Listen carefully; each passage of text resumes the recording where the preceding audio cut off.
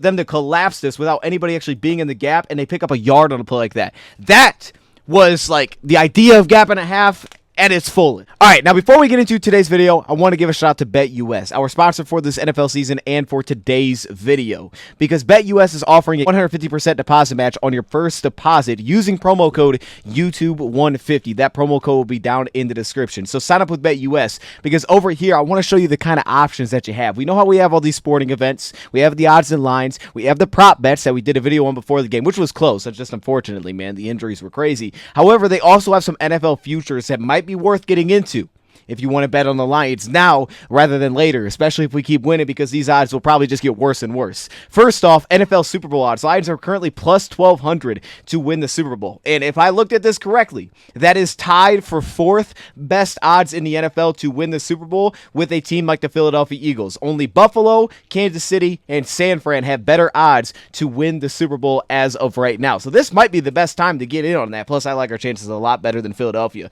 So that's the first one. We placed that in the ticket. The right side of the screen, this is the ticket that I had put together, and two other bets that I like is over 10.5 wins. It's currently at minus 110. The other bet is making the playoffs, which is at minus 220. Personally, my favorite is the Lions to win the Super Bowl, so I'm going to get rid of these other two for 10.5 wins and for making the playoffs. If I were to bet $20 right now for this NFL futures bet, if the Lions win a Super Bowl this year, not only are we crying as fans of tears of joy, I also could get $240 in my pocket. So I'm going to place that bet with BetUS. We will confirm that right now. If you want to get involved in this, make sure you use promo code YouTube150. Now let's get to the video. Let's get right into this. Now, the Lions utilized a lot of pre-snap motion that was incredibly effective for rushing the football, creating cutback lanes, creating extra blockers, shifting the defensive front. One thing we know at Arizona is they do lean on their defensive backs. You get a lot of 3 safety sets. So here, Lions 11 personnel, you got 5 defensive backs on the field. But the key is the motion pre-snap that the Lions utilized to create cutback lanes, potentially get an extra blocker, and again, like I said, shift the defensive line. So we'll see 2 different examples. I love the Lions rush scheme, really, once they got inside opponents' 30-yard lines. They brought back the trap runs. There was a lot of variety in what they did. Here, we're going to see a zone play, and then we're going to go right to a toss play. But let's start here first, because we had a lot of stretch running in this one. I thought the tackles did a really nice job at the point of attack. It was actually a little bit more hit and miss, I think, working against a nose tackle, watching it back. Some of our plays that were blown up was because of that position. We saw the fullback dive. Nose tackle did a great job there. But for the most part, I thought our tackles did a great job. Obviously, they didn't win every rep, but I thought they did a great job. Penei Sewell was awesome. We kind of rode behind him, and then Taylor Decker did his job as well. But we start with this first play here, and you're going to get this jet look from J-Mo, and then he's going to orbit back around the running back pre-snap. But watch what it does to a couple players here. First off, backside edge rusher. It's going to hold him. You're also going to get this beneath look from Amon-Ra St. Brown at the snap. You're going to hold this backside edge rusher upfield. He's going to respect the fake end around to Jameson Williams. So now it opens up a big cutback lane for David Montgomery on this zone play, and he was running incredibly well in this game. And then second thing, Budda Baker, who was incredibly involved in the rushing attack in this game. Again, you give him a little bit of eye candy. So he's stepping down for run support. Then you get this fake end around. You can see he holds up. He pauses for a second. Really this backside to me that I'm focused on here. Handoff, and you're going to see him watching Jameson Williams on this fake end around, knowing that that's something the Lions will do. And obviously we tried the reverse later, and that one was blown up. But here, he's focused on the end around. You have St. Brown coming around as well, almost like showing as potentially a lead blocker, or it could be a route on the play. So he gets upfield. Now you open up this massive cutback lane for David Montgomery while also creating a wall. You pick up 9 yards there. This next play, this takes us to the 1-yard line. Obviously, the run after contact for David Montgomery is incredible. But again, pre-snap motion is key here. So watch how this shifts to defensive front pre-snap, okay? The big thing is this. It's Sam Laporta. So Sam Laporta is going to slowly work his way a motion across. He's going to go right then left. We call it right then left fast motion. So he's going to motion right across, walk over there, and that's going to shift the strength of the formation. So you're going to see the defensive front move with that up front. So notice pre-snap backside. We have a 1 technique here. Notice how he's going to shift into a 3 technique, and he's going to go outside shoulder of Kevin Zeitler pre-snap. Then Sam Laporta, the fast motion is going to take place back to the left side of the formation, and because that, you're still going to utilize him as a lead blocker, but you're also going to shift the backside of this front, and it creates a much bigger lane for cutback potentially for Dave Montgomery, but also it kind of minimizes the risk of having a blown block and potentially a negative in the backfield. So watch it here. There's the motion from Laporta. Defensive line shifts. Lions quickly snap it but as he works back, defensive tackle doesn't rotate back in time. Now, all of a sudden, Zettler can step up, seal the block on the backside. Now you have a big cutback lane if you want it, but there's also no backside penetration. You run right behind Taylor Decker, who was great in this game. Sam Laporta still gets a lead block on the defensive back, which helps a little bit. It was great walled lines created. St. Brown's getting in the mix. You take it to the 1-yard line. The run after contact's incredible. Be a lot of touchdown on the first possession of the game for Arizona, which isn't ideal. But here on a 1st and 10, this is one of the big plays they had on this possession. They had just a couple big plays, and I think that's why the defense settled in so much, is because they had like a breakdown like this. They had the 20-yard, run by Kyler Murray, which we didn't really allow again in this game. He had a little design at the beginning. We kind of shut all that down, and afterwards there wasn't much success from this Arizona offense at all. And of course we shut down the run game as well. But here, one of the early breakdowns that we had between Terrion Arnold and between Kirby Joseph. So Lions go cover 1 look and this rat look defensively. Barnes is going to take the back here. You're going to have the tight end here on Rodriguez. So your whole player is going to be right here at Jack Campbell. Now you're going to get the switch off the formation. So you're going to get Terrion Arnold working right here into the inside route release. So he's playing outside leverage. That way he can funnel it back inside. By the way, Brian Branch is incredible. We'll get to him a little bit later. My goodness, that dude is insane. But you're going to see right here. So he's playing outside leverage. He's funneling this into his safety. And right there he does. He passes it off to Kirby. Kirby drives on the play. Right here, Terrion Arnold drops out, basically taking on that safety assignment of the single high safety. The issue is Kirby drives down, but then late on the play, as Kyler Murray starts to kind of look around, he's looking for different options, then you see Kirby Joseph drop back off of the route. Terrion's already dropped off the route, and now late on the play, you get a broken play that turns into an open receiver. So this one's just a breakdown between the two. If you're going to pass this off, Kirby's got to stick with it as he continues to work across the formation. But as Kyler starts to look around and the play breaks down, all of a sudden you get Kirby taking off, looking for something over top on the broken play. Terrion's no longer matched up, and you have an open receiver that just settled down for 16 yards on the sidelines. This one. So again, cover 1 kind of look here, but we're in goal line man, so we're switching off everything defensively. And this is the touchdown that we gave up. And I think the pre-snap movement really kind of hurt the Lions on a play like this. See, we're aligned at pre-snap and where everybody seemingly is going to be matched up here. So Brian Branch on the slot receiver, got Campbell on the running back. This could be your underneath free linebacker, and then this could be your free safety in a play like this. But then you get the motion across. Now things change. So there's a communication with Kirby Joseph. So now Brian Branch steps down. Now Brian Branch ends up not actually having an actual man responsibility here because Derek Barnes now takes the running back who's underneath. Here's your matchup. He has the back. Now you have Jack Campbell be your free linebacker, unless of course it crosses his face, then he can pick it up on the play. So what ends up happening is Malcolm takes the tight end and Kirby Joseph takes the running back leaking out of the backfield. So now Brian Branch becomes the free defender. And just that pre-snap motion shifting up responsibilities, and because you're switching and you're passing everything off as it passes and crosses your face, who has the leverage on the play and trying to maintain that leverage, you get a delay here. So you could see the snap, you can see him working behind the quarterback, Brian Branch looking down at that, and then of course you have the running back's cross. So now Derek Barnes is going to step down and take this back, but it hesitates Brian Branch on the play, who is now no longer has an assignment at the snap, and he hesitates to then get over across of this route and pass it off with Carlton. So now you get a step and you have a touchdown. And by the way, this is a beautiful ball because Carlton tried to undercut it, couldn't though. The ball was put in front. Jahmyr Gibbs, I thought Jahmyr Gibbs did well, so did Dave Montgomery, but there are times where I think I want to see him maybe be a little bit more decisive just getting downhill, but I do understand it. You get a play like this, you get this stretch run behind Taylor Decker. You're going to see Taylor Decker's going to lose this block a little bit late here with Stills. But as you're going to see, you're also going to get White, who steps down. Graham Glasgow picks up that block, and as you can see on the backside linebacker into the opposite side A gap right here, you can see the run lane is created for Gibbs to stick and get upfield. Now this block ends up being lost by Decker, so instead of planting and sticking and getting upfield aggressively, he kind of hesitates and then bounces back out of it, and then you pick up a 2-yard run late on the play. Sam Laporta loses his block rather than just getting upfield and potentially picking up more. So what's nice about this game is, of course, Goff was incredibly efficient. A lot of that was great play action offense. The run game was really selling well, so it opened up a lot of opportunities for us to throw the football, but he was very efficient, didn't have an incomplete pass in the first half, and I thought he handled the blitz pretty well for the most part. Did a pretty nice job there reading through the blitz, getting the ball out of his hands very quickly, not holding on to the ball too long most of the time when we were blitzed, and this was one of the better, I think, examples in this game. So defensively, you're going to get this quarters look, but they're going to bring a blitz out of it, and that's something that Arizona was doing plenty of in this game, was actually giving you this quarters look, blitzing out of it. So now you get the interchange, right? You get the edge rusher, he drops out into coverage. This linebacker is going to work across the field because now you only have 2 underneath defenders because you're bringing an extra one. So you get the blitz from the left here, you get a free rusher. So Goff has to get the ball out quickly. He does. He finds St. Brown. He gets behind the edge rusher, settles down on kind of the little angle route, picks up the first down. But I think when you see it from this angle, you can appreciate how this play worked a lot more. And this is something that Goff has had a lot of success with the Lions. I think he's done a really good job when teams sitting in this kind of quarters coverage. coverage. The issue becomes, of course, when you start to overlap and now you're forced to get into the second level. But this is a nice job putting the edge rusher into the mix, right? Working behind him, and of course St. Brown in that spot. So you feel the blitz on the play. So he's getting the ball out quick. He's hot on the play. You get the blitz. He's going to get the ball out fast. There you go. You don't get it picked up because of them coming from the second level and also from the defensive back position.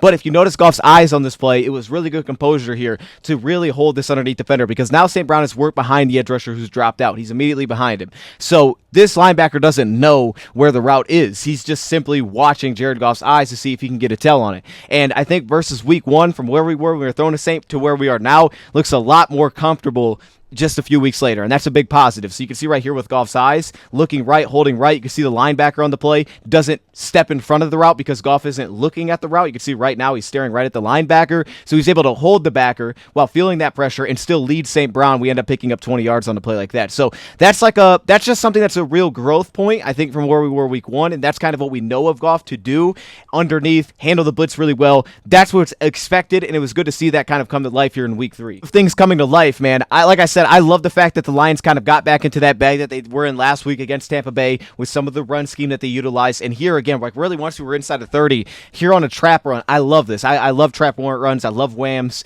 And I love this from the Lions to kind of open this up a little bit. You let the defensive tackle, this 3 technique, get upfield. You then push your lineman to the second level. So in this case, Decker and Graham Glasgow are going to shoot up to the second level here, get the backside linebacker White. Taylor Decker get the play side linebacker right here. And then you're going to have Zeitler pull around, and he just has to seal off this defensive tackle. So you allow them to get upfield. And as you notice, they're also a little bit heavier in the box. They had a lot of 6-man boxes. Here they go 7-man in the box. So for the Lions to not have to deal with the defensive line, instead, like, let's get up to the linebackers who aren't dealing with blocks extremely well. Same thing with their DBs with a trap run play. Love it. Frank Ragnow's a key here. You can see him kind of sealed down with a little bit of help from Glasgow. Does a nice job helping and then getting into the second level. You know, that way the play doesn't get blown up. But Decker gets up to the second level cleanly, picks up a nice block, boom, right there. And now you're off to the races with Gibbs. I love the fact that we brought back the trap run. And the one thing that I liked in this game a lot was the decisiveness on these play action plays as well. And again, back to the eyes was huge. The play action was very effective in this game, as talked about. Here they're going to go into this Tampa 2 look defensively here. And you can see they're trying to almost kind of open up the middle of the field here with Amon-Ra St. Brown taking that Tampa 2 backer and then settling down Sam Laporta right between the two here, trying to open that area. And you can see Goff, you'll see it from the other angle, his eyes, it's like he's trying to potentially pull this defensive back out of the play. That way he can open up a passing window for Laporta. But Goff looked very comfortable in a lot of these spots in this game versus maybe some of the beginning of the season. He looked very comfy, again, trying to use his eyes right here, like, oh, I'm going to look outside. He may have been trying to hit St. Brown behind that window, which would have been tough because you had the cornerback. But also the flip side of that, because of that cornerback is playing with so much depth,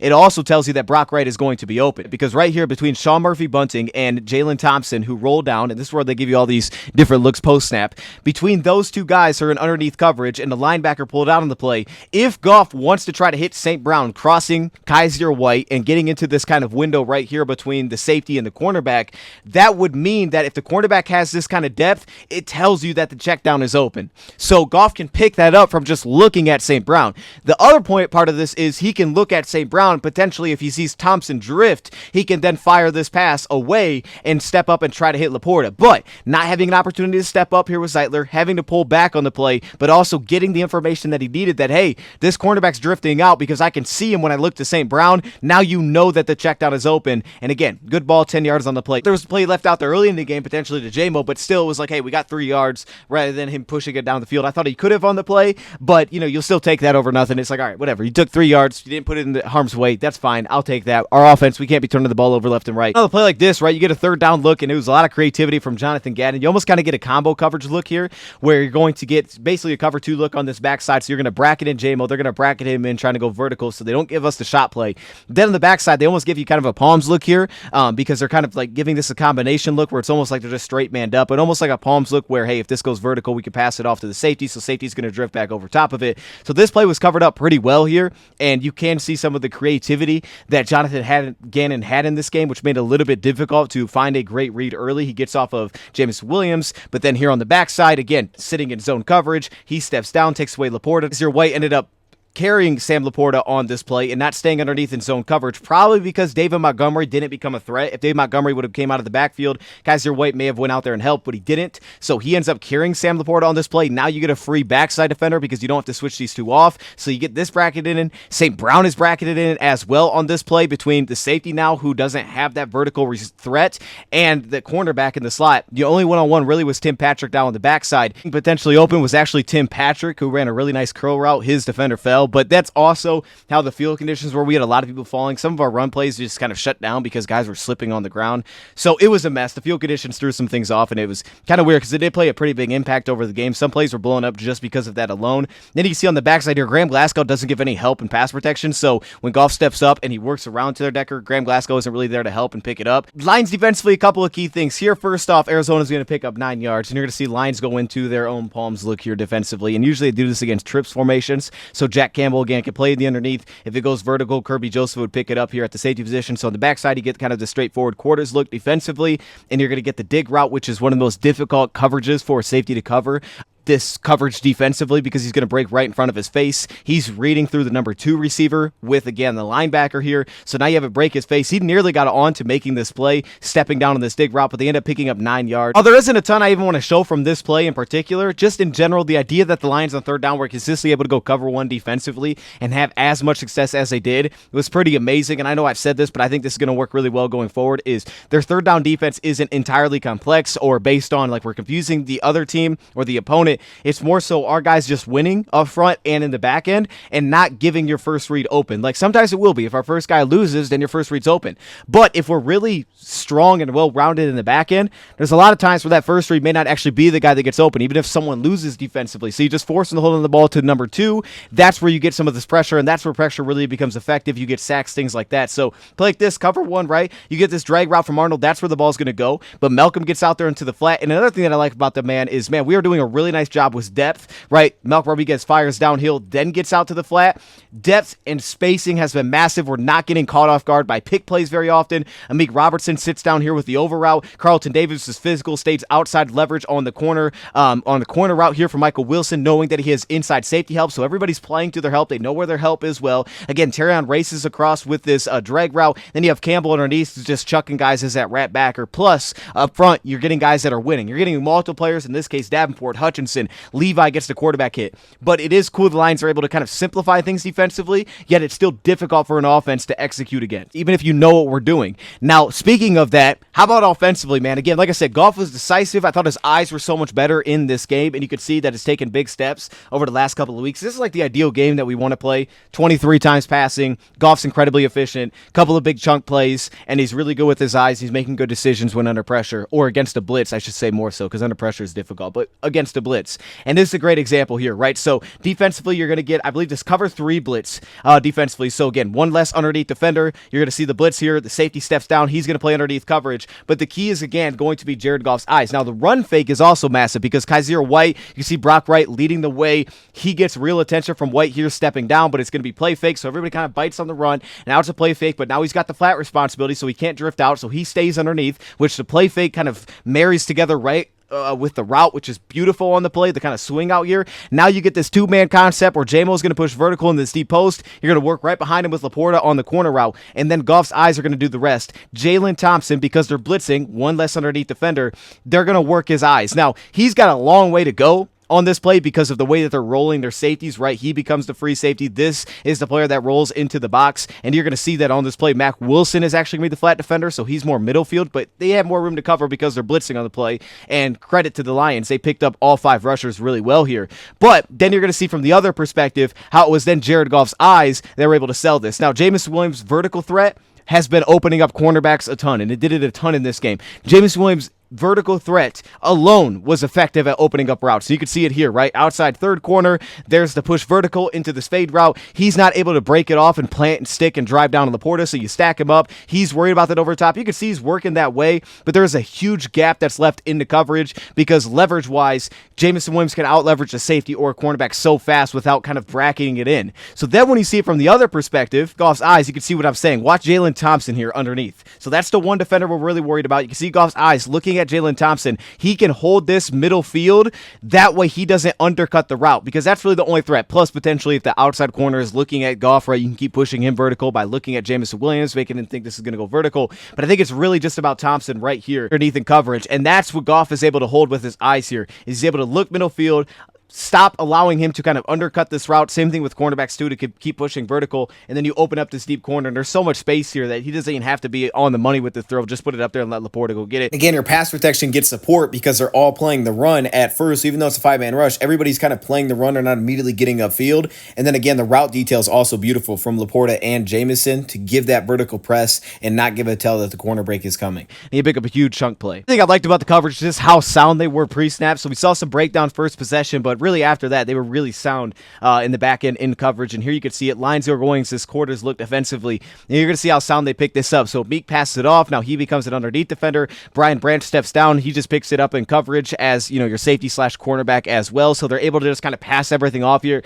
They rotate really well, and it's really seamless on a play like this. This is the one-on-one that you get. He gets to pure one-on-one because pre-snap you get this trips look, so Branch could potentially help off on the backside. You get the one-on-one here at the bottom with Marvin Harrison. But now as they go 2-by-2, you still have Terrion playing the press look, but Branches now has to step over and play that quarters of the field. However, Terrion sticks kind of in this one-on-one look. The ball gets out fast because you get some pressure with this 4-man rush. Again, shout to Aiden Hutchinson. He was all over the place. And then this was just big-time ball skills by Terrion. At the catch point, finds the football. And what I loved about this is this play brought me back to training camp. We were reacting to his highlights, right? Not the perfect game, had the DPI, but I thought the way that he responded is what was massive in this one. And a play like this, where you just see some of the recovery ball skills, that's where he stands out. He's going to make a lot of plays on the football going forward. He will, right? He has his DPIs early, but he's going to, because he's got so much in him to do things like this, where he can kind of stop himself. The ball is on underthrown, but he can stop himself and react just like the receiver, and he's not in a spot where he can't get back to the football because he's racing on top. Good with contact. I thought Marvin, he did a really nice job of. Guys that had a better vertical push, I thought gave him more problems,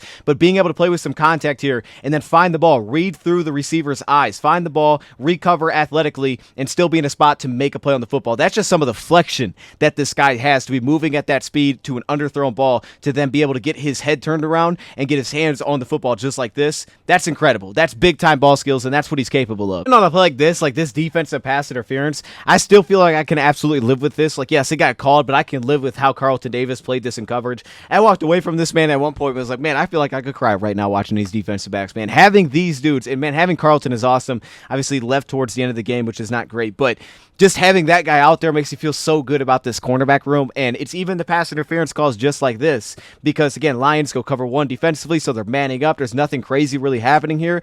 But on a play like this, if Marvin Harrison is going to initiate the contact like this to try to separate at the top of the route, because one thing Carlton has shown us is his ability to dial down when a receiver does is incredible, right? And we're seeing that on out routes, we're seeing that in quarters. His ability to dial down at that same time that a receiver does is awesome, and that's like one of those things that he just brings to the table immediately, is he's able to like get a sense of when and feel of when that's going to happen. But you can see if Marvin's going to initiate the contact, why can't Carlton give him some contact back and sit down with a route and then make a play on the football? He gets called for DPI. Nobody likes it. It is what it is. I still rock with the coverage, though, from Carlton Davis. Real play, though, we got to focus on is this interception, because this is what shut the drive down, and you're going to see Arizona goes out and go to this little sugar huddle to get the ball quickly, which, by the way, I mean, look how many Lions fans are at this game. This kind of gives you a picture. This is incredible. There's a lot of blue in there. But they go quarters again defensively, and you're going to see they get out there quickly, so the Lions are a little bit late here.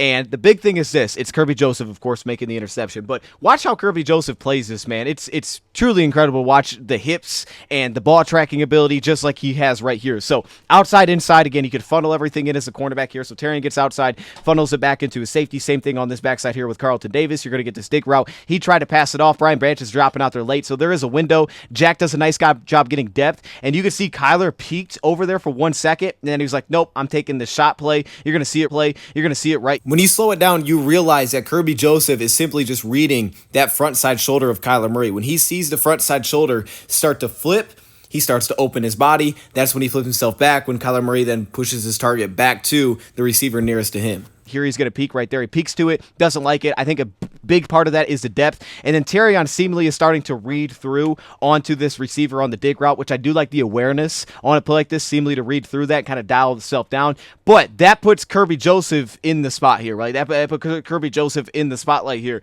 And Kirby just makes a crazy play here. So you see him staying on top of this route from this quarter spot, and then he starts to open up his hips here. Murray peeks over, you see him start to open up his hips back to the middle of the field. But then he's able to roll back over top, stay on top of the route, find the receiver, then track the football as the receiver looks back for the football, and then of course make a big time play at the catch point. This whole play by Kirby Joseph was just nasty. That kind of footwork, I mean, he looks like a dancer on this play, right? He's staying on top of the route, he opens back up, now he swivels himself back open, stays on top of the route, tracks it because he reads through the receiver and closes that airspace, and without even touching him, clean interception, picks it off. That play by Kirby was disgusting. And I have a lot of examples of this, but this is just what it was, right? You get a cover 3 blitz again here from the defense, and now you're going to have St. Brown and Tim Patrick run this speed out route, 8 yards for Tim Patrick here. Couple things, we saw this against Tampa, out of bounds on one of them, it's a little bit deeper last time. Tim Patrick runs a great route, he dials himself down right on the sideline, allows himself to get his feet in, even after bobbling it, he still got his feet in cleanly. But then the second thing is, again, Goff's eyes. So we go straight drop,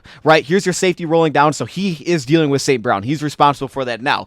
But you get the vertical push, which is nice here from Patrick, and again, you're going to watch Goff's eyes. We'll see it better from the other angle, but then he's going to look upfield, and he's going to hold this cornerback. You notice how the cornerback does not sit and drive on this route, but instead he continues to drift back and drift back. So you get this route right here, which is nice. It's a nice ran route, but Goff's eyes as well don't give him an opportunity to just jump on the route. He continues to look vertical, cornerback continues to drift out into no man's land, and you end up picking up this route. Safety is held here by St. Brown, and maybe Goff's eyes also held potentially the slot here. If he's looking through the slot receiver, that could potentially be an opportunity to hold Jalen Thompson down rather than undercutting a guy like Tim Patrick on this speed out route. We'll slow it down. You can see Goff looking out there. Here he's looking through that number 2 receiver and amon-ra St. Brown. You can see where his eyes are versus where the ball is going to go on this play. He's going to hit this to the sideline. You create that space, and then again, Patrick dials himself down. As soon as he finds the opening in that space, he basically kills his route. He settles himself down and just allows himself that room. So the eyes there are good, and also Tim Patrick on a really nice route to make sure that he stayed in bound versus last week. Moving into the 3rd and 6 spot, we were unable to convert in this 3rd and 6 spot. And again, defensively, they're going to go now into this quarters look again, which they like to do on 3rd down, so it makes a ton of sense.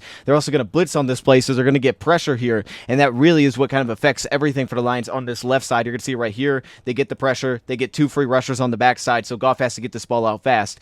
But the big thing to me is this, when I watch this play, it's St. Brown really not killing off his route and settling himself down. When I watch this, I just feel like St. Brown probably should have on this play. The one guy that he could have potentially went to is Jamison across the field, but you can understand why he never got there with the football. So he goes flat first, then you're going to have this kind of over-breaking route sitting down the middle of the field with Sam Laporta, and then underneath you're going to have the drag route. But if St. Brown sits his route down about on this hash mark, he could potentially catch it, have a clear out here by the tight end, and have a chance to get 6 yards on a play like this, even if he doesn't make anybody miss. But you're going to see as they blitz, and you're going to see right here, you see Zaven Collins off the backside, he's actually going to jump into that zone because they're blitzing from this way, so he's going to drop over to that side of the field to play that underneath zone. You have one underneath zone defender over here, which is why this opens up for Jameson Williams, and he has that kind of space. But with him drifting that way, and Goff looking to the flat and seeing Zaven over there, I need St. Brown to sit. St. Brown runs through it into the underneath defender. He never really ever looks back for the football, and you can see on the sideline, Antoine Randall kind of put his arms up. I get the sense that maybe they wanted Saint to stop here. Maybe not. That's just kind of what it seems like when you're watching Antoine Randall's reaction, and you kind of see how this potentially could have played out. He didn't really have the time to wait for Brock Wright to settle down. Throwing this pass would have been an interception because Brock Wright, trusting him to turn around and make this acrobatic catch before the safety just jumps it, would have been a disaster. And of course, he's not going to flip it over and find J-Mo over here. That would have been the only potential chance. Maybe on Madden you do that because you can see everything. You actually can see everything. But yeah, here when they blitz and you get this free rusher, it may not, right? This linebacker still may make the stop, but going the wrong direction, they have a chance on a play like this to potentially get a little bit of a catch and run opportunity. You can kind of see why it happens, but timing is kind of just a split second off here. That being said, I think this is a bad assumption by Goff to think that this would be open, to just trust that this is going to be there. Defense goes cover 3. I think this is the best angle to kind of get a sense of what happens. So your edge rusher here is going to drop out. Your linebacker, Kaiser White's going to drift over to underneath zone coverage into this hook curl zone, and then you're going to get the rush off the backside from the Arizona Cardinals. So there's the play fake. Now, the Lions with this run fake, this is not an RPO look. The offensive linemen are not getting into the second level. They straight up play action play, and you're going to see where Goff's eyes go on the play. He almost has his eyes like it'd be a read option, but he's not reading anybody here, except for this edge rusher, who, as Goff is giving this run fake, is settled down by Penei Sewell on the play. And I think it's also worth mentioning that this isn't actually a blitz, even though it looks like it's still only a 4-man rush. I think what throws us off here is you can see the safety on the left part of your screen. That's one underneath defender. He's got the flat. Then you have the linebacker rolling over to that hook curl zone. Then, as you can see, Goff's eyes definitely could have been looking at that flat backside defender. As you see Amon-Ra St. Brown on that loop motion, once he sees the flat taken away and that he did go out there with St. Brown, Goff may have felt that that hole was going to be opened up. And Gardeck on the play, if he was blitzing, you have a wide open passing lane. The issue is he's not. It's not a blitz. It's still a normal cover 3 look. They just made it look a little bit different by overloading it, having the edge drop into coverage, and then rolling their second level. That led to the interception. Goff turns his eyes right here. When he looks away, linebacker drops out. Goff, after that, does not get another look at that linebacker. So the assumption that he was going to stay down on this play or get into a spot where at very least he'd be able to hit a window pass here potentially, probably not the best assumption. It's a good job by a linebacker to kind of step in front, drift in front of this one. You can see the play fake, Goff's eyes go left and they flip back to the middle. If anything, this ball would have to be out even sooner on a play like this, but this is just a bad assumption, understanding that their edge rushers will drop out into coverage. You could pretty much see that he wasn't rushing on the play, so he drops out and the ball is just thrown directly to him. You can see he had no vision of him after the run fake. That's a bad interception. One of my favorite plays defensively in this game was this play right here, man. This thing was absolutely beautiful. Now at this point, we don't have a Lee McNeil, so it's part of it as well, because it was nice to see a Levi get involved in a play like this, but it's also just the impact of DJ Reader. And I think a play like this kind of just says it all. For the Lions, like, this is gap and a half to like its highest degree right here. Like, this is exactly what you want it to look like. You know, DJ Reader playing from A gap to A gap, Levi playing from B gap to A gap, kind of pressing their man into that spot, and they shut this down together. They essentially collapse the right A gap on this play by themselves, with neither of those players actually being in that gap. So watch it right here. So DJ Reader, quick reaction. He's very reactive in the sense, blocking scheme, getting on top of things. Here's why this play is so incredible, but also necessary. You see Malcolm Rodriguez, he is currently lined up in that right side, or to the defensive perspective, the left side A gap. However, he's responsible for the quarterback. As you see Aiden Hutchinson, he's going to crash down the C gap right off of the right tackle, versus early in the game where he was put into the action, they had some zone read success, and Kyler took off. Instead of that, they're just crashing down the line of scrimmage, which means that someone has to be responsible for the quarterback if he pulls it down and takes off, which is Malcolm Rodriguez. So they are slamming down Hutchinson and they are looping out Malcolm, and they did this multiple times to take the quarterback, which means that there's really nobody to fill the A gap. So if those two defensive tackles get pushed off the ball, Jack Campbell fills the B gap like he does, that A gap is wide open. So those two guys sandwiching it together creates a free defender and a free gap for the Lions, which is Malcolm Rodriguez to take the quarterback. This is what we talked about when we acquired DJ Reader, before we got Reader, when we got Martin, which is the value of having a guy that can play multiple gaps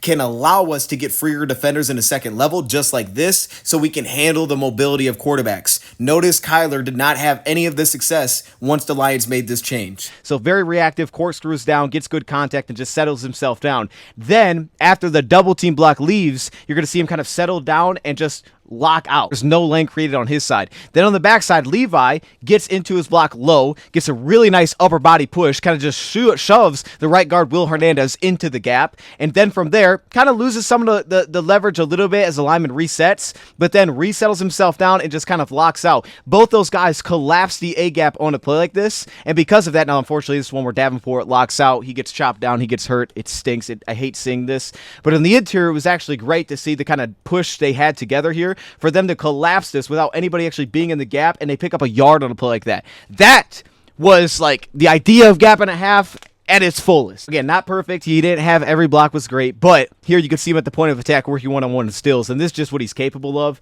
This was an awesome block, so I thought I put it in here. They go stretch run on this play, and you kind of get a couple gap responsibilities from the interior, so Frank Ragnall's blocks were crucial here to get on top of the block, cut off the block, and then allow Zeitler to get now here cleanly up to the second level, but that's mainly because also Penei Sewell here working against the 4 technique just drove the dude out of the play, right? He got in his chest, walked him out of the play, created a massive run lane, Gibbs pops for 18, and then right after the play, you could see Sewell talking crap to the sideline. That was a nasty run block, drove the dude out of the play. They are trying to stop the run. You get the slant up front, they're bringing extra bodies from the back end, again, specifically it's Budda Baker, and you could see that it's a run blitz because of how much they drive on the run. Everybody that's blitzing sells on it completely. Watch Baker here. Everybody bite on the run fake here from Jared Goff. Look at Budda Baker. Look at the backside edge defender. This happened at the end of the game too. It's why Goff got out of the pocket, picked up a first down. Everybody is crashing so hard on these run fakes. Then in the back end again, you lose a defender. You have 208 defenders now. You're playing this cover 3 look. The respect for Jameson Williams right here with Sean Murphy bunting when he pushes upfield towards the middle field safety.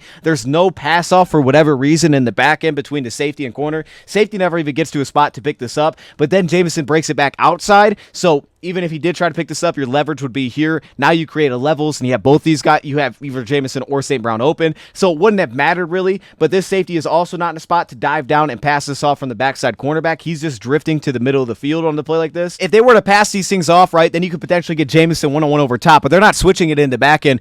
They're staying with all of these routes. They're worried about Jameson seemingly over top here, so they still have this bracket in. St. Brown opens up. If Jalen Thompson doesn't bite as hard as he does on this play fake, potentially then you get depth, and he could take away this first crosser and then force the ball underneath. But again, everybody's biting on the run play fake. And then on the move, I thought this was just one of the better throws in terms of location from Goff on the day. Set would shut down this drive, was the 4th and 1 after not challenging the play before, going for it. And again, this is a play where the nose tackle won here, right? You're going to see how they step and slant into their gaps here. So you're going to have a gap. He's going to jump into the backside A gap, which potentially opens up the B gap here. As you're going to see, you step down. Buda Baker has to step in and fill the B gap. So the B gap was open. Monty could have hit it just a little bit sooner. Probably has an easy first down. But as you see here, as he steps down into the A gap on Zeitler, the double team block, they don't get any movement, so it's kind of crashed right back into Montgomery. Brock Wright against a defensive end. Not ideal here because, again, he's slanting out of it, so he gets the one-on-one with Brock Wright. They kind of take Sewell out of the play in a sense because as he takes on Brock Wright, he's going to handle that. So now you get knocked back there. Sewell then, instead of, after losing some balance, stepping up and hitting Buda Baker and really clearing out this path because, as you're going to see, you see the linebacker fill. So if you see that, you know that, hey, I don't have to deal with that. He's already filled the wrong way. He could step to the backside and pick up this block, but Jameson is the only guy that gets hands on him, so he slants inside, fills that gap. Now it's taken away by the interior because they're all slanting through it. Sewell doesn't get a block on anybody, and you lose a yard on a play like that. And Branch is an animal, and this is one of the best plays that I thought I saw of this entire game from any individual player. This is Brian Branch, man coverage defensively, cover 1 look. They have your one rat defender underneath here, and you're going to see Brian Branch. This speed turn to get into coverage here and come up with a pass breakup is absolutely disgusting. So there's the fast short motion. There's the switch to the inside receiver for Branch. Immediately, I think this is Dortch on the play, is going to press his blind spot. So Branch now has to flip back over to deal with that. So he flips into his blind spot seamlessly. Then he's going to break to this out route, but he's created no separation because how fluid Branch flipped into his blind spot, read it immediately. So now he plants and sticks, drives with Dortch, giving up no airspace, and then of course he crashes on the football at the catch point and breaks it up. That was one of the most ridiculous plays of the game. And what truly makes this play so wild is that everybody, again, in cover 1 is funneling inside. That's why they're passing off to the inside receiver so that they can sit outside leverage. So to immediately have your leveraged attack and then an outbreaking route and still make a play on the football, it's unreal. Also cool to see some of these other defensive linemen step up in this game. Remember, we're coming off a turnover, so this is a great response. And Kyle Pecco, Makai Wingo, who I talked about that played well. Josh Paschal handles this. They go into the sweep run. He steps down, lays up the guard. Right, lays up the guard. So that allows Jalen Reese-Maben to not have to fill and take on this lead backer and ask for Jack Campbell to scrape across the formation and be the only guy out there with the cornerback to make this play. Instead, because Paschal basically handles 2 guys at once, he basically takes on both pulling players, the tight end and the offensive lineman. Paschal just lights this thing up. Now Jalen can see that. He reads it quickly. He says, I'm not going to even mess around with this. You're bouncing that. He scrapes outside of it. He's the guy that creates the spill. And then Carlton can step down easily and create a tackle for loss. But you see Pecco with the stack and shed here, which is nice to see from our depth. You see Wingo's awareness. That guy he plays so aware across the defensive line. Great to see the depth do that. And then again, it's just about the cornerback skill sets, right? Terran responded. Big time mental toughness in this game. Now, I thought he had problems at times where he'd be a little bit sluggish to open his hips and guys would press him vertically quickly. Then he'd get into spots where he would be overrunning routes. And that's really been the biggest issue, is just overrunning, especially from these cover 3 or quarters looks where he's playing outside leverage and he pushes too far afield and they kind of break down their routes on him. But usually with contact or like this, when he's able to stay in phase, play on top of the route, or in a case like this, when he can play a little bit more pedal, you see the hips when he pedals. You see the transition ability is definitely there to stop his feet, just kind of rework. He does a really nice job getting consistent hands. But then on the backside, I love what I see from Carlton Davis here. Outside leverage here with the receiver, and it looks like he's off balance. Oh, he's going to be separated from. And just look how he settles himself down, and he's right there with that route. If that ball is thrown, he's got a chance to make a play on this football against Marvin Harrison Jr. This is just awesome. Hips, balance, flips himself back open, and then Terrion just sticks with the play throughout, and then obviously our safeties rush over there, almost come up with the pick. His beautiful coverage across the board again, and we also had pressure, which is the big thing. Aiden Hutchinson spills us out of the play, and then Mekhi Wingo does a great job of filling through these pass rushes. You can see that he's not clogging up the same lane as somebody else right here with Jack Campbell, kind of stunts around. There's the pressure to spill. Wingo's awareness steps in front of it. Now he has nowhere to go, and he has to just throw it up somewhere. He shouldn't have done that. Probably should have threw it away. But, again, great play, and I don't even know where Branch came from. Branch nearly had an interception here, which is insane. Where was Branch at? And Branch on the backside is the guy that nearly comes up with his interception, which is if he comes up with this, it's ridiculous. I can't believe how close he was to actually having that pick. Another stretch run here behind Penei Sewell, and this time he's working on LJ Collier, which is what we talked about coming in. Like, hey, once you get to their depth, man, you got them right where you want them. Once they start rotating guys in, that's where you have them, and that's where you had them right here. LJ Collier one-on-one with Sewell, it was absolutely no chance right off the line of scrimmage. I mean, he's 2-3 yards back immediately on the play, and then, of course, you get to run behind that. St. Brown, some nice blocking here, passes it off to the tight end. That was really sound. Laporta, this is a good block here. We had some up and down from Helm as well in this one. You can see the cutoff on the backside. Again, Frank Ragnow here getting in front of the nose tackle, and then Zeitler's able to get up to the second level here. So notice the light box that they're putting out there. I mean, they really have 6 in the box, and they're asking a safety to step down and play the run. So again, their safeties were very aggressive. So as you see, once again, what was the Lions' kind of response to that? Hey, we're going to give you all this pre-snap eye candy because we know your safeties are going to step down. They're going to be filling gaps. So we're going to give you this fake end around right here. Boom. Now your safety's reading it off the backside. So is your backside edge defender. They did a really nice job of using that here. Don't get a great block on White, and he kind of gets tripped up. Monty does. But this play had potential to be even way bigger than it was. And again, some of the footing kind of slowed us down. How often we do this, but I just feel like it was necessary to say this was a good decision to throw this ball away on a play action setup. 12 personnel. They go cover one defensively. And Goff's decision to just throw the ball away was actually pretty great on a play like this because, obviously coming off the Tampa Bay game, we're like, what's going on here? This was nice. I do like Brock Wright getting out here on the split zone block to push the edge defender out of the play. He obviously slips. Taylor Decker does a great job too. They give Goff a pocket to step up in. They're racing upfield, and both tackles do. Decker does a great job here. Decker was really good.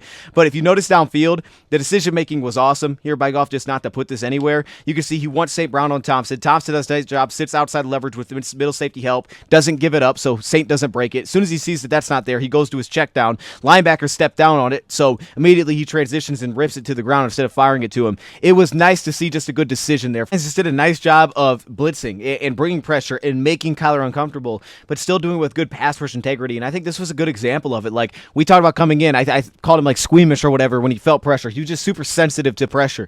And you could feel it right here, right? You run the stunt, Hutch gets upfield, and the stunts have been working really well for us. You got your left tackle kind of falls down and slips on Wingo here, but you force the ball out very quickly. He's super reactive to feeling pressure, and you just force the ball out faster. He's not able to get the ball downfield. You show a too high look, but at the snap, you slowly roll down Brian Branch, and you think you have space. You get the ball out, you don't, because Brian Branch just doesn't miss those things. And same kind of thing here. You see how fast he gets the ball out on a play like this, where again, Lions go cover one, so they're playing man covers, they're simplifying it, they're blitzing, it's a third down. That's just what they did kind of over and over in this game. And you can see he felt the pressure and immediately just kind of got the ball off, threw it high, didn't stand in and deliver a good pass here. And because of that high pass allows Terrion to get back into the play. He deals with the out route here on Marvin Harrison, stays in a pretty good position with his transition there, and then again at the catch point, finds the body, breaks it up. But again, that ability to just bring a little bit of extra heat definitely, I think, made Kyler Murray clearly uncomfortable and forced him to do things just like this. Plus, Aiden Hutchinson again off this side. I mean, he just cleanly beat his right tackle. And on a play like this is why I was just like, this is amazing having a guy like Carlton Davis, right? You go cover one, they take the shot,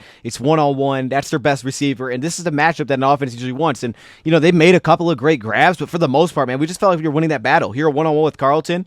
You can see the hips off the line of scrimmage. There's the transition, gets into his hips, finds the hips down the field, and gets contact, reads the receiver's eyes that he wants the football on this play, and doesn't even find the ball incredibly well on a play like this, right? But he does enough, and he just gets really right up on the receiver, contests the heck out of this play. He gets into the hip, he gets into his pads through the receiver's eyes as he starts to kind of slow down and track and react to it. Kirby's able to work himself back over, but not even looking back for the ball, he's able to make a play on it. And Terrion one-on-one again, just kind of being a little bit more reactive to, I think, some of these dig routes and kind kind of getting the sense of when the route break is happening. That's going to be like the next step for Terran. There's a lot of good in this one. You can see this like very quick vertical push. You're going to see Carlton's pressing here. They're both pressing, but he's going right into a pedal. And you're going to see he wants contact right through that transition point, and he gets vertical. He separates a little bit. He's trying to create a little bit of stack, so Terran's trying to race back into that spot. And because he's just a little bit late in transition, he still has that lean to his game, but he's a little bit late, and there's a little bit of window there. Meek makes a great play. We're getting everyone involved. Back to cover one, simplify it defensively, and watch Meek Robertson here dealing with this fade route. So they've been trying this slot fade. I love him at the catch point, though, here, because you're going to see gets a little bit of contact through that transition point. Now he's chasing him. He's trying to like face guard, get back into this play. Receiver looks back for the ball. Closing distance. There's a discipline right now. Looking back early, closing distance, finding contact, then looking back. But notice how he gets his hands off the receiver at the catch point, just puts his arms up. Like that was masterclass, man, to not get called for like a DPI there. Honestly, Terran could probably help. You could learn a little bit potentially from him, a guy like that, from a Meek. But you can see everybody across the board, man. You're going to see it. And Carlton does a pretty nice job of it too. He could be a little bit more handsy like this, where you can get caught grabbing a little bit. He tries to hide a little bit here at the end, but Amik does an excellent job on a play like this. Now Brian Branch's turn. Michael Wilson, this deep crossing route. Just don't test Brian Branch. Like the team just need to don't throw it to that guy in man coverage. People just don't get open on Branch. He just moves too well. And then he undercuts stuff, like he just undercuts it, gets in a great position. Where are you going to throw a football in a spot like this? And Michael Wilson isn't the fastest. He's like a 4.58 guy, so this is similar speed for Brian Branch, which is why I love him at safety, because I think you can get better matchups with him. You're not always going to have like concerns of like, oh, he's going to be beaten by speed, because you don't have to put him in that spot if you don't want to. But here on a guy that long speed is very similar, he's able to undercut this, stay in proper position. There's nowhere to throw this football. Brian Branch is just not a guy that I would test as an opposing team. That's a self-scout. Don't go at that guy. What I was saying, I love the downhill rushing style. I thought eventually I was hoping we start to do more of this, and we finally kind of got into it in this game, getting a little more downhill with the run scheme, and I was really happy about, again, that jumbo package looks 6-0 lineman. We know we're running out of here until the end of the game, but we basically know we're going to run out of this. I love seeing Zeitler get up to the second level and pick up Wilson here. As he kind of drifts away from it, he steps up, just gets enough of him, and then again, David Montgomery's patience to kind of work through it, hit the cutback lane. Taylor Decker on this backside, it's a beautiful block on a smaller edge rusher, just pushes him completely out of the play. St. Brown is blocking DBs in this one. Patient Montgomery, and then obviously after the play, you get the amazing pick him up and just moving forward. Montgomery was built for this game. He was awesome in this game. Play was great. We had a blown block on our next play, the lead block with Parker Hesse. That play gets blown up. You don't pick it up, and now you're punting the football. But they're still good in there, and I think that's establishing the run game. Is there's going to be good, there's going to be bad, but truly establishing it there with Taylor Decker on the front side of this outside zone. You're going back to the weak side, which they did a lot in this game. But then again, it's David Montgomery through contact, and I love this run because Budda Baker has the gap to fill. He could shoot this gap, presses the gap to get Budda Baker to bite, and then he skips back outside. Now Budda Baker's running into an offensive lineman. Like that kind of vision, that kind of run from Montgomery is just the amazing little things that you can miss when it's live, though. Budda Baker fills. He's got him dead to rights right here. Dave Montgomery, though, presses it, and then quick jump cut, gets outside that gap, and then to have that balance and strength to just bounce off guys for 6 yards like that. I want to give some love to Aiden Hutchinson before the day's over. He's just too darn good not to, so I want to show just a couple of plays here. First off, watch Hutchinson work against Paris Johnson here. All right, this kind of thing has to, I think, be thrown as a flag. It wasn't here. Now, this was also just an amazing catch here, so give that to him. Again, I can live with this. Lions going quarters defensively. He makes this kind of grab, right? I can live with that. That's an excellent ball. It's an excellent catch here. Carlton Davis trying to find the football. I would say there's a lot of, Terran Arnold, man, at a lot of times he shows that he may have the best ball skills on the team just because of how springy he is at the catch point, how smart he is, the way that he locates the football. Like here, Carlton, unable to kind of find it here and get his hands up, but that ball is only where his guy can get it. Being said, though, here, Paris Johnson, their best offensive lineman, he gets a win here. You can see it's the speed rushing. There's a good hand usage, but he gets hooked and drugged down. Come back just a couple plays later, and Aiden Hutchinson comes up with a sack. Playing off of that, watch him here against Johnson. He just won outside. Now Paris Johnson oversets, so it's like, sweet, I'm going to set up that spin move. Bam, right there, inside win. Now I got a sack. That's what Aiden Hutchinson does, and it was like he was just doing it against the right tackle. Now he's over here on Paris Johnson going to work a couple of times. Didn't get the call before, and there he gets the win. There's a couple of those probably. Lions go back into that palms look defensively and covered, so the vertical takes the slot fade. They ran this concept a ton in this game. I don't know why they kept running it. Nothing was really open on a play like this. I'll lead linebacker to safety right here. Terrion, you could see that he can pace himself. He just has to be in better control to anticipate. Here he doesn't get the same vertical push from Harrison. He kind of draws up on his route. Because of that, Terrence on top of it, so you see the pacing in his game to settle himself down and stick with this one a little bit better versus some other reps where it's like an immediate acceleration and he's pressed on the play and he's caught behind in the trail and then he's trying to recover. Then he gets a little hit and miss, but here being on top of the route in control, he has better pacing. So we know he's capable of doing things like that. We finished this game by passing the football, which was nice. You know, we run this outside zone lead. This is our tackle for loss. Zayvon Collins right here. You get it pressed inside by Hesse. Lead block by Brock Wright is missed on the play right here. Boom, there's the miss. Dan Skipper also in this jumbo package. Not great laterally, you know, working against one of their outside linebackers. You can see that just crosses his face, so that's not fantastic either. We had some push here. It just so happens that we missed a lead block on a play like this, so you get a tackle for loss. Now we're sitting in a 3rd and long situation, and the Lions offense delivered here. This cover 1 look, but they pass everything off underneath between their linebackers just like this, cornerback to linebackers. We see them passing things off, but again, what we said all day, it's been about Goff's eyes. You're going to see it again right here. And who better to go to, right? Sean Murphy-Bunting on St. Brown 101. I love that matchup all day long. And you're going to see he drifts outside to kind of avoid the pick play right here. But St. Brown curls this route back outside, then back inside, and also as he's breaking towards the middle of the field here, Goff has already thrown this ball with that anticipation, and St. Brown, great reactiveness to settle back down and sit down for this route. But this is the anticipation Goff's been throwing with all year. He was throwing against this even when he's missing passes. So the anticipation from Goff has really been there. The timing has been big time.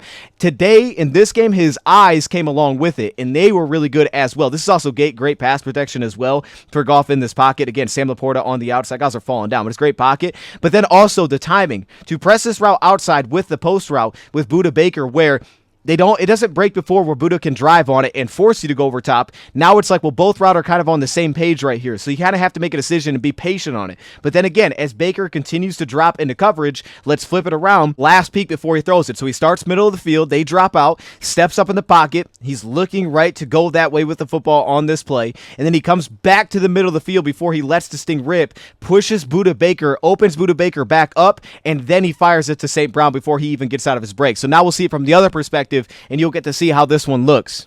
And by the way, credit to the offensive coordinator using the underneath routes to hold the linebackers down and open up the second level. It's right here.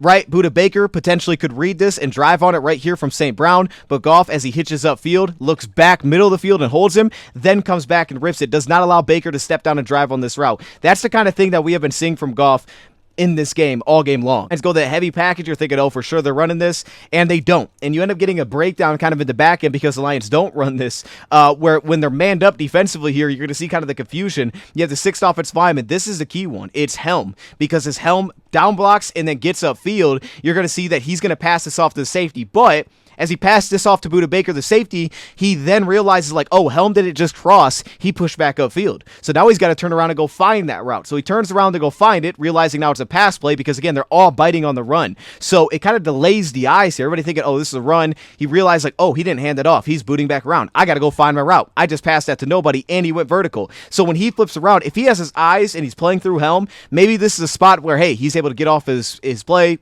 create a 3rd and short, get Goff down before he gets to the sticks. But because he has to turn around and find his route, and the run game was so effective that you get the edge rusher crashing aggressively. Gardeck, who I would bet is definitely faster than Jared Goff, can't get out there on Goff, so here comes Jared Goff working around the edge. Everybody's manned up. Nobody has a chance on this play because he's searching for his route, and then Scoot Goff showed off some big-time wheels, man. He was moving. He turned that corner. That dude was rolling on this play. And he picks up the first down and ends it. So this was a heck of a bounce back game for the Lions. We still had the bad interception in there, but for the most part, like, we did some ugly things.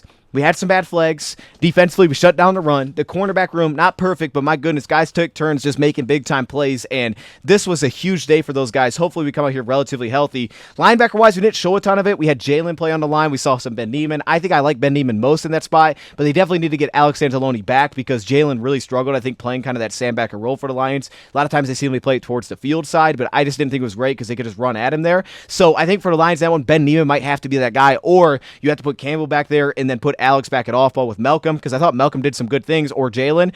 The issue is there, I think they want to keep Jack Campbell at off ball. So your best bet might be Ben Neiman in that spot, and he might be the guy going forward for that sandbacker role. Regardless of what they choose there, that's a tough loss, but it was nice to see at times these defensive linemen, the depth defensive linemen, guys like that step up. So I'm going to leave it there. Let me know your thoughts in the comments below. Thank you, Brian, for watching, and I'm out.